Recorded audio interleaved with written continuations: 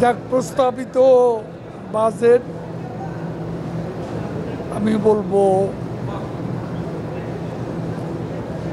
সংকটের বাস্তবসম্মত গণমুখী বাজেট, এবং এই বাজেট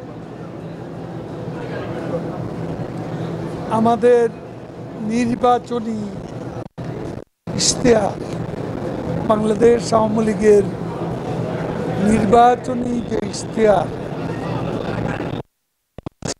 আমাদের যে অঙ্গীকার ছিল বিশেষ অগ্রাধিকার প্রাপ্ত প্রকল্প, তার দ্রব্য নিয়ন্ত্রণ, কর্মসংস্থান, সোশ্যাল সেফটি নেটওয়ার্ক, এই বিষয়গুলোকে গুরুত্ব দেওয়া হয়েছে। সেদিক থেকে বাজেট আমি বলবো বাস্তবসম্মত, সাহসী, গণমুখী বাজেট।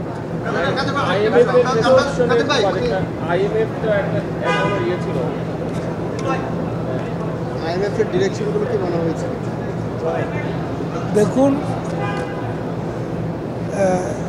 আমরা আমাদের বাজেট এই সরকারই করেছে, এখানে কোনো প্রেসক্রিপশন কাজ করেনি। প্রেসক্রিপশনে চলার লোক শেখ হাসিনা সরকার। ভারতের প্রধানমন্ত্রী নরেন্দ্র মোদীর শপথ রবিবার পিছিয়েছে, মাননীয় প্রধানমন্ত্রীর শপথটা যদি বলতেন উনি কখন যাবেন ইন্ডিয়াতে?